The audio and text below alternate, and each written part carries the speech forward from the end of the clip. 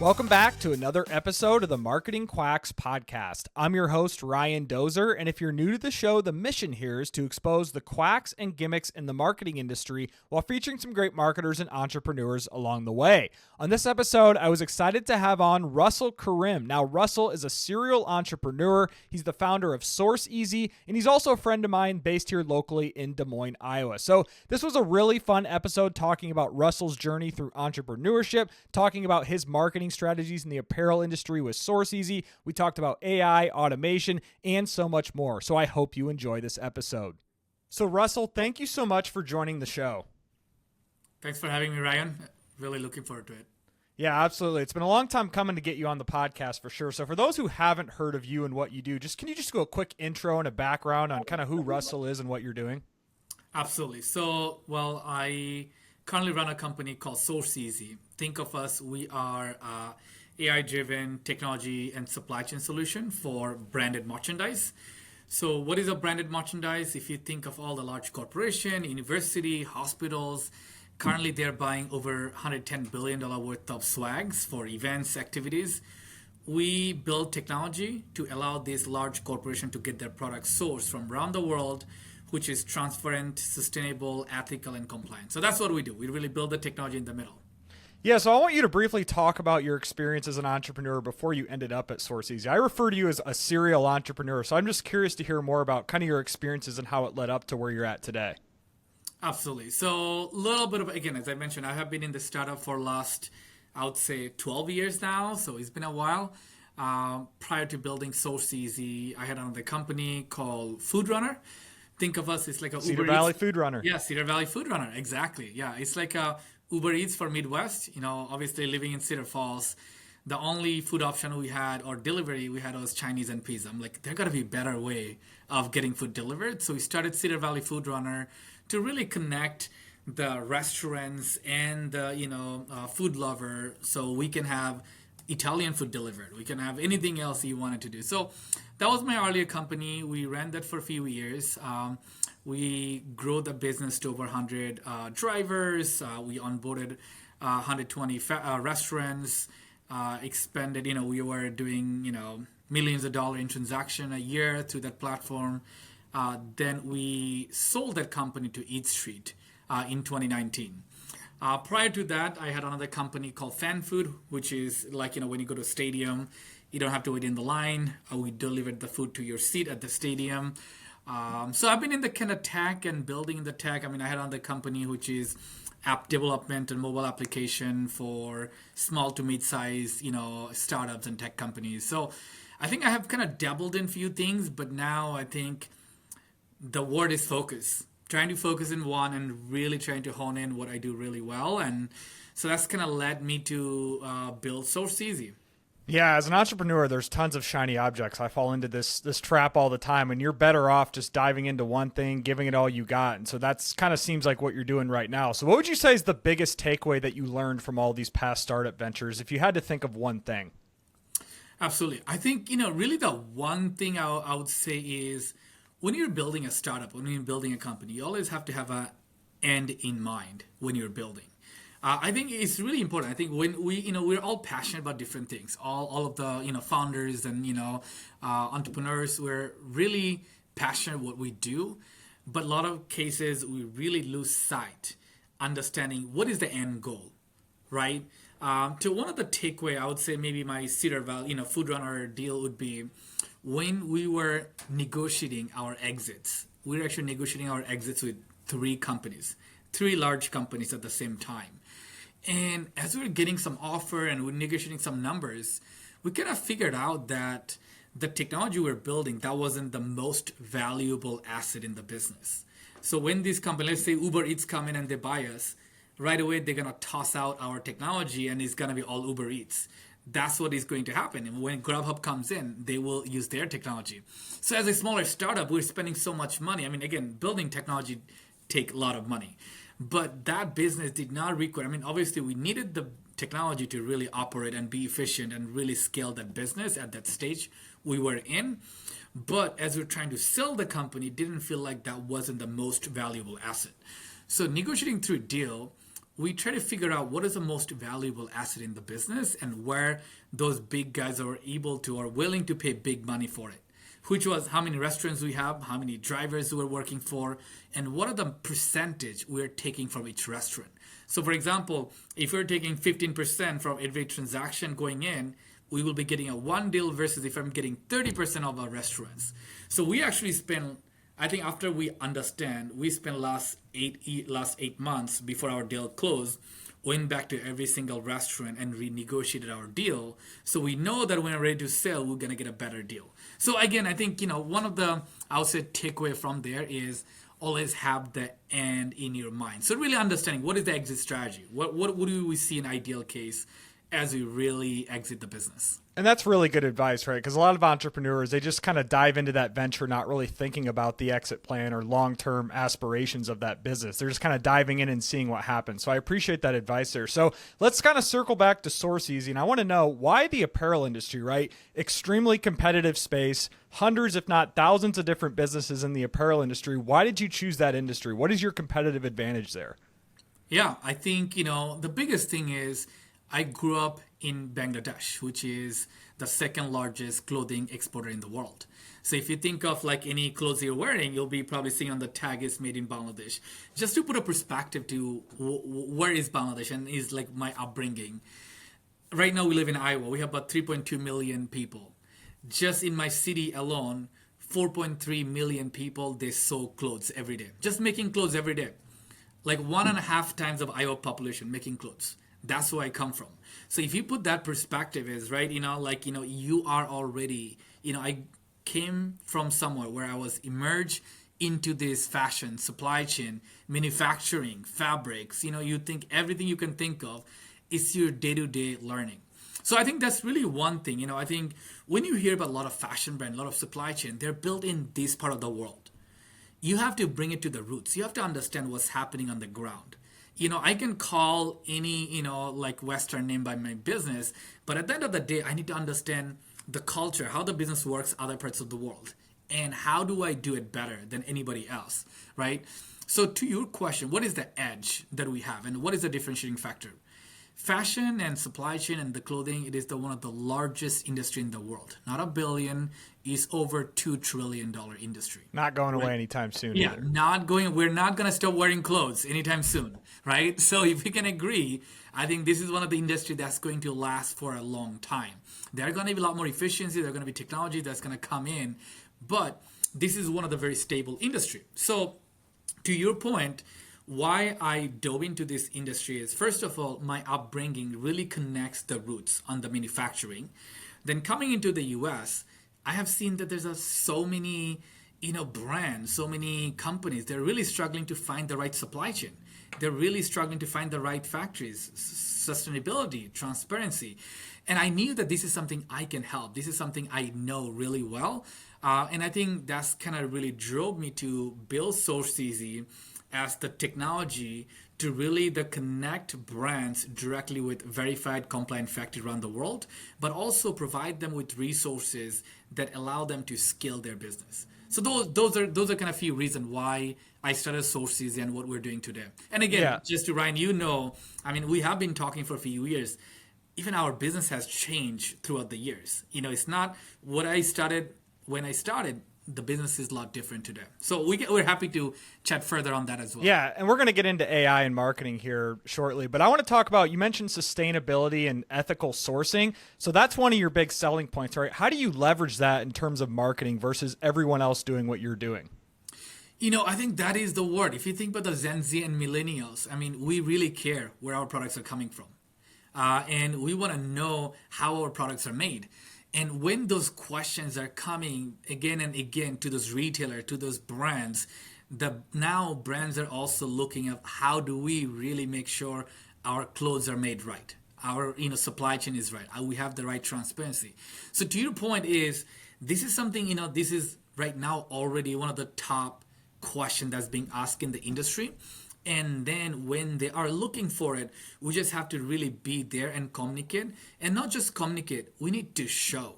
we need to show how we are doing it. It's not just, you can say, hey, we're all sustainable. That's what everyone says. Yeah, everybody says they're sustainable. You have to share how you're sustainable. I mean, I know there's a lot of people, they're like, hey, our t-shirts are made out of recycled plastic bottles.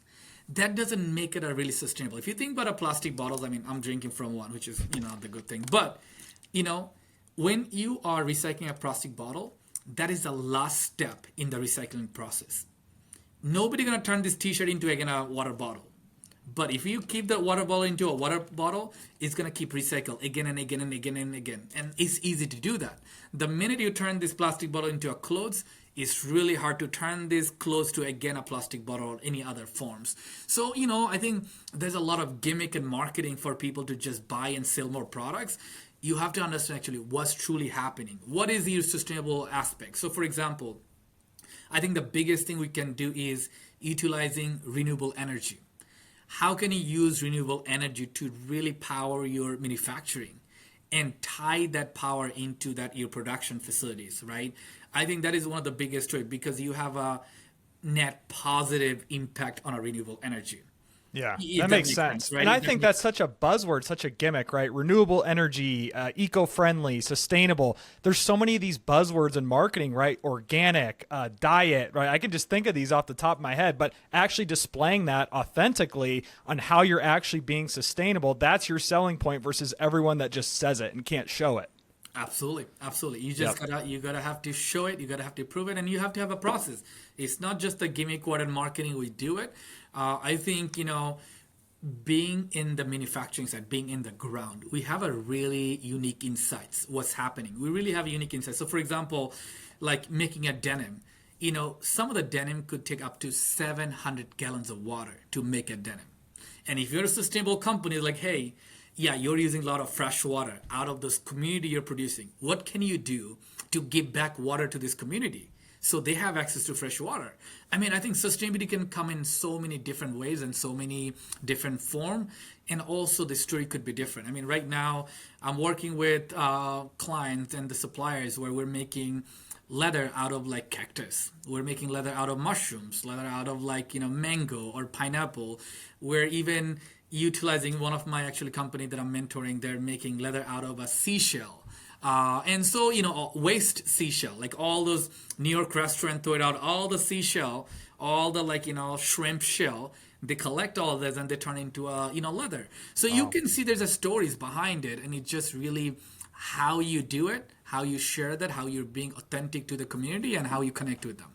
So let's talk about marketing a little more here. So what are some innovative ways at SourceEasy that you're kind of leveraging some of these marketing channels, right? Whether it's SEO, social media, paid media, how are you attracting a global customer base with SourceEasy? Yeah, I think, with the SourceEasy, again, just if I can tell you, what is a SourceEasy? We are really technology and operating system for branded merchandise, which is uniform and promotional product industry. So right now, globally, there are 292,000 promotional product distributors. How many do we know of? Like maybe few, Vistaprint, Customing, Foreign Prints, maybe top 10. And there are still 292,000 companies who doesn't have the same technology. That's where we come in. We offer a white label Vistaprint to anybody in this industry who wants to have a similar or better experience on their website. That's what we provide that. And how do you market that versus like Vistaprint's pretty ferocious with their marketing, right? How do you market something like that compared to what everyone else is doing and stand out from the crowd? Yeah, I think our innovative process is instead of we become the Vistaprint, we built a white globe marketplace. So we now Ryan wants to launch a Vistaprint. With less than 1 hour through SourceEasy technology, Ryan can actually launch a Vistaprint site and then have our factories, hundreds of factories around the world, deliver products for Ryan website in weeks.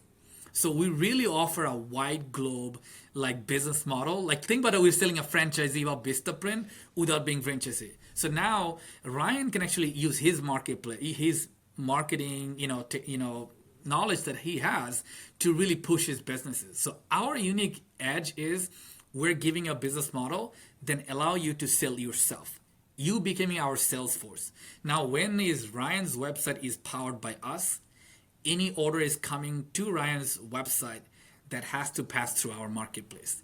That gives us a unique marketing niche for us, is that, hey, we just have to do really well building a supply chain. We have to do really well building a technology to help company like promotional product distributors or Ryan to help him launch his sites, then have our factories deliver it. And we make this process extremely easy. So that's kind of our unique marketing edge that I think we're doing. Our goal is to now become the Shopify for fully customizable product offering. I mean, what Shopify does is like you can have any products. Genius but in business Shopify, model. Our model is fully customizable product. You want to change a color, you want to add logo, you're going to do all different things, customized product. Then we have factories around the world that can deliver in weeks. That's really the unique edge and the marketing that we're working on. But one thing, Ryan, I will probably share, which is I think your audience will probably like, and I think it might be a lot of people already heard it, automating some of the communication, right? Through I was going to get into AI here next. Yes, absolutely. I mean, I think I used a tool like, Zapier and all this, like really, I would say automate the shit out of this LinkedIn reach out, automate the shit out of it, pretty much all this messaging, follow-up and communication. Emails and all those things you can do. It's a number game. I mean, I think once you really figure out your formula, it is really the numbers game. And I think, so that's something I feel like probably one of the things was useful for us. But again, we're not trying to scale too much until we figure it out. I mean, this is a very complex business model, and we really have to make sure that we have everything aligned before we really scale further. So you just mentioned automation. I want to stay on this topic of AI now. And you mentioned earlier too that the fashion apparel industry is constantly changing, right? So what other AI tools are you leveraging at SourceEasy to kind of streamline your workflows, improve marketing? Talk about your AI process right now. So there's two really AI processes I'm really excited right now, and I think that's really excited for my product. One agent that we're working on, which is a conversational AI that is going to automate our, pretty much we call it request for quotation. Like our request for quotation. Ryan is like, hey, I need 10,000 t-shirt. The process back and forth email Ryan is doing with distributors and decorators to try to figure out what it is. What if Ryan can talk to an agent? The agent can understand what Ryan needs. At the end of the conversation, now Ryan have the entire proposal ready with the artwork and everything ready to go, and boom, right away we can push it to our factories around the world, get it already coded, priced, and for Ryan's approval, less than a few hours. That is really, I think, what we're seeing the AI. So this kind of conversational agent, I think we're really automating our request for quotation process. The second thing I think I'm really excited about this, I think you have seen Adobe Firefly. You have seen all the art. Now, it's crazy is happening, right? The AI is really taking over the world. You can envision something and it can create something. It can generate something for you in a split second. So now with all the artwork that you need, you can really provide, like you can type what you're looking for. Right away, we can turn 10 different options of that logo, artwork you're looking for. Then boom, you're able to place into any of our product and place an order right there. That journey, right, then you have to work with the graphic designer. You have to go to Canva. You have to go this and that. We want to take over as like you coming and you say, hey, I need this and this, and you just provide us an instruction. And already I give you 20 different options that you pick from, and you're able to place an order in seconds and have factories make it and deliver it to you in weeks. One of my previous clients, they were going through a rebrand on your topic of Firefly. They were going through a rebrand and they're like, oh, we're working with this graphic designer. We need to redo our logo, redo our cover images, our brands. And I'm like, time out, guys, watch this. And I took their current logo, uploaded it to ChatGPT, and I said, generate me 3 prompts for Adobe Firefly with some professional, whatever other details. Got literally 5 new logos in a matter of 3 minutes that were better than the original logo. Now, were they perfect, Russell? No. They had some Photoshop edits, Canva edits, but guess what? It took 5 minutes versus the hundreds, if not thousands of dollars, the weeks of time that you spend going back and forth with graphic designers. And it's like people have no idea that we're in the dial-up stages of AI still. Absolutely. And that's something we have all figured out. We actually build our own model, right? And we try it out. If you zoom in, it looks shit. right? Because the AI in edging, and as you said, like, with all the, you need a graphic design to still do it, not, that kind of quality, but it gives you really good quality. If you're not zooming in, you're looking from the surface level, how my head gonna look like, how this gonna do all that is great. Like, it can work. But again, I think we're still early stage of AI. I think things are now moving, millions of speed, right? And I think trying to understand, if you're not catching up now, you're not going to catch up later on, right? It's going to be really hard to find out. And we want to be as early trying to understand, how does that value? I think we just don't want to be like building AI or integrating AI to just be an AI company. We want to be like, hey, how does it genuinely add value to what we're doing today? I think that's really where we're going to see more change in this industry. A lot of the AI will be built towards very niche industry specific to solving certain problem really well. I like that point that you just said about adding value, because there's so many of these Fortune 500 companies and like their quarterly earnings reports are like, look at this, guys, we just added AI, and it's white label open AI behind the scenes. Like they didn't even do anything revolutionary, but they're just fooling shareholders to kind of bump up their stock price. And I'm like, come on, guys, what is going on here? That's not innovation, and a lot of companies are falling trap to that.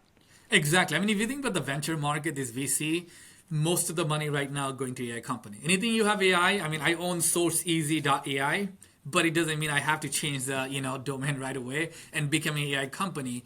We have to have, I mean, there's a lot of company. If you think about the Roomba, right, that cleans your house, there's a lot of AI, a lot of like machine learning in there, but it wasn't really hot at the time because nobody's really seeing it. I think obviously ChatGPT and the OpenAI made it really available to general population to understand AI and machine learning at a scale, right? Well, that's what I tell people is like AI's been around for decades, but the evolution of generative AI became much more accessible to the general population when ChatGPT rolled out, where now everyone's making all these white label AI SaaS tools and all sorts of AI tools. So yeah, back to your point, it goes back to make sure that there's value there. But I want to stay on this topic of AI, Russell.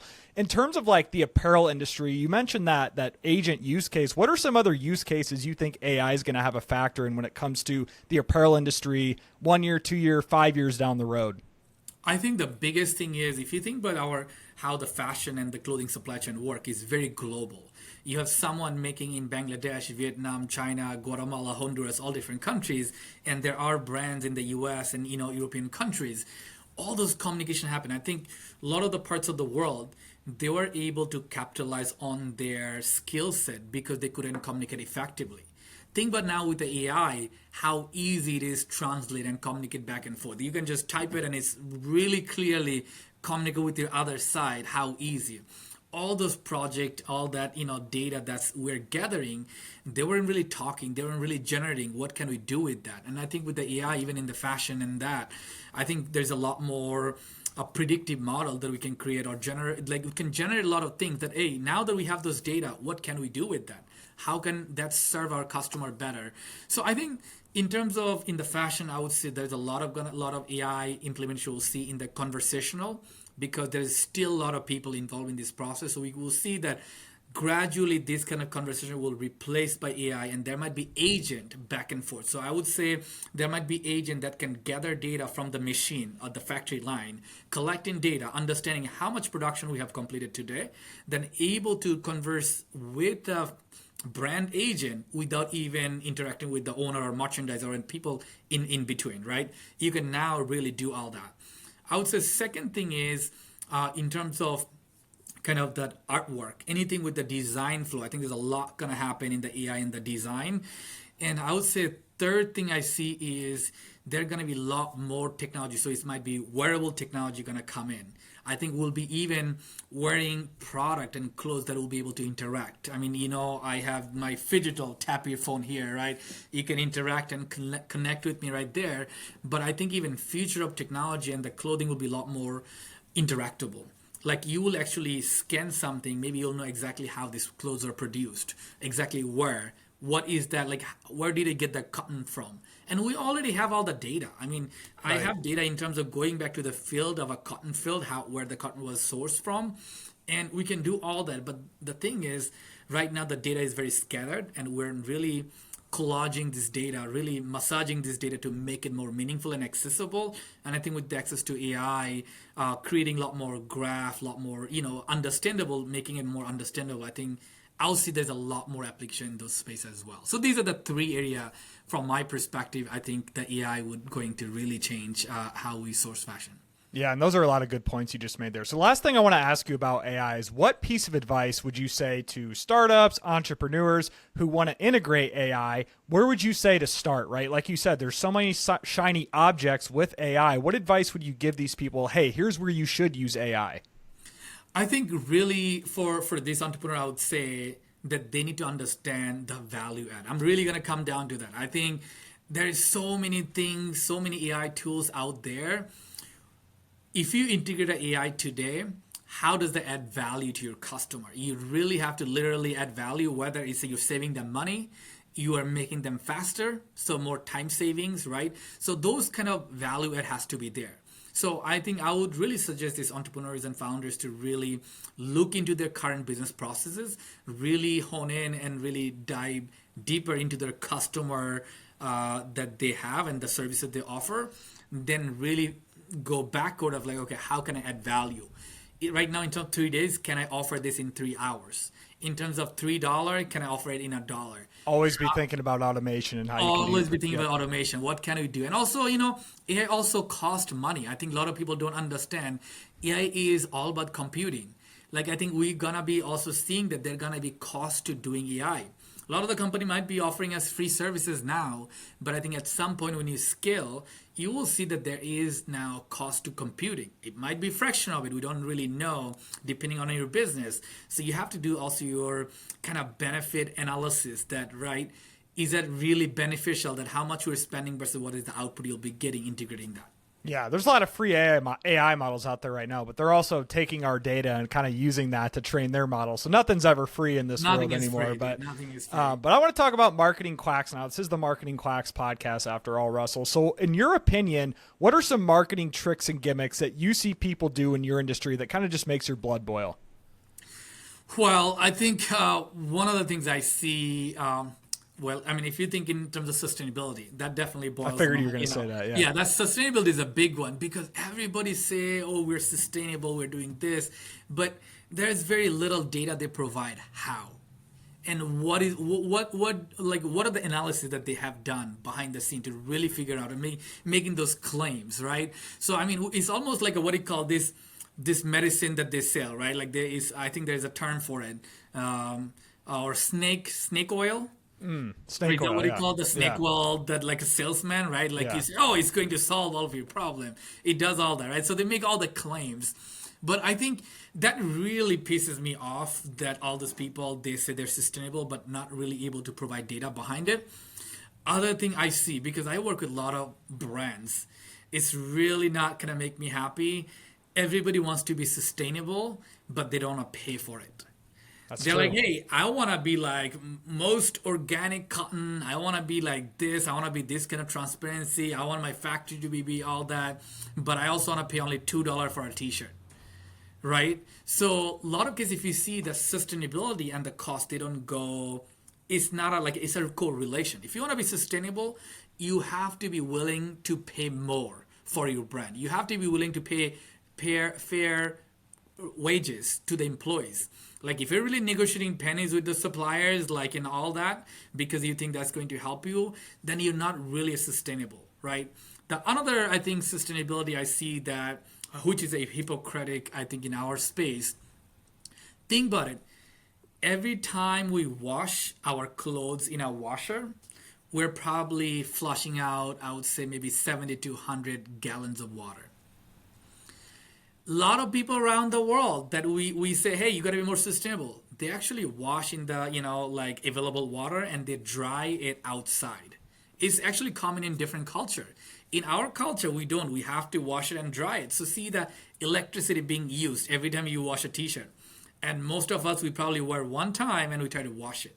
So if you actually, instead of wearing one time, if you wear a shirt 3 times, maybe pace it out, dry it out, and wear 3 times or 5 times, you can actually contribute to the sustainability in this world. So that's another thing I want to tell you. And again, I think this is an opportunity I want to share the audience. There's a lot of way we can also take action. We can say here in this gimmick, we can say that, hey, I want to buy most sustainable, but it got to be action. We got to take our own action. What can I do today to really make an impact in this world? And I think we can do it. So that's, I know you were marketing gimmick. I think I went to a different tangent, but that is a marketing gimmick though. When all these companies claim that they're sustainable, but they're not, right? They're not proving it. That is a huge marketing gimmick. So that definitely fits. Awesome, dude. Thank you. But I want to talk about too, Russell, if you had any final notes for this episode, I appreciate your time, by the way, for doing this. What would that be to the audience, whether it's anything we talked about, right? Sustainability, the apparel industry, AI, marketing. What would your final note be to the audience listening? I think my final note would be with the, entrepreneurs. I think I want to maybe address them. I think, it's really hard. Startup is really hard. And I think this journey could be extremely lonely. And I think, there is always light at the end of the tunnel. The reason we do what we do is because we're extremely passionate about what we do. We extremely believe in something. And you know that. I mean, what do you call Gary V. I mean, Gary V passed on Uber deal. Mark Cuban passed an Uber deal at a $3 million valuation. They did not believe in it. And, there's so many of those stories too, right? Canva was another one. Exactly. So many of them, so a lot of the early founders, I think they have a almost tunnel vision. They believe in something, they see something that other people don't.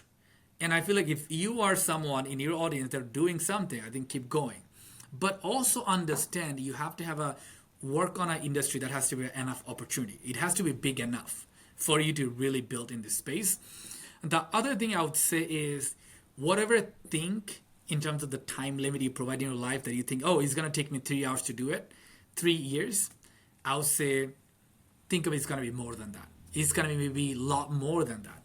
So always have that. If you think, I'm going to build this business for 3 years and I'm going to exit, it may not happen. Your exit may not happen in 3 years. That's probably because they heard that on the internet from some joker trying to sell them a course on how to do it. Exactly. Everybody will be like, hey, let's sell this. Let's do this, right? It's so easy. If it was easy to do it, everybody would be doing it. And if they told the truth, they wouldn't sell as many products or courses. Exactly. I mean, you see so many e-commerce, so many Shopify stores, so many Amazon gurus trying to do all that, right? Sell you shit courses to make money. If they were doing really well in what they sell, they wouldn't be selling courses. I think, true. That is just so true. If I were extremely rich, I'd be offering my knowledge to people so to make an impact. I wouldn't be selling your courses, trying to make another $200 of a course. That's not that doesn't make sense. So again, Ryan, I think, I appreciate you kind of obviously inviting me here. And dude, happy to be, I excited for you. I know, you have been contributing to this, AI and the community and what you do. So I appreciate your work as well. I appreciate that, man. Well, where can people find you online to learn more about what you're doing? So I think for us is people can find us SourceEasy. I don't know if you can see, supply chain is broken, my shirt. But you can go to SourceEasy.com. It's SourceEasy at EAZY. That's where my current company, but anybody can add me on LinkedIn. It's linkedin.com/Russel Karim, Karim. You can definitely plug me, Ryan, to that, with your podcast as well. But again, reach out to me on LinkedIn, or they can also email me. They can find my emails as well. So, yeah. Perfect. I'll leave all those links below this video on all the platforms. Russell, thank you so much again for your time. And thank you to everyone listening for this episode of the Marketing Quacks podcast. Be sure to tune in again next time.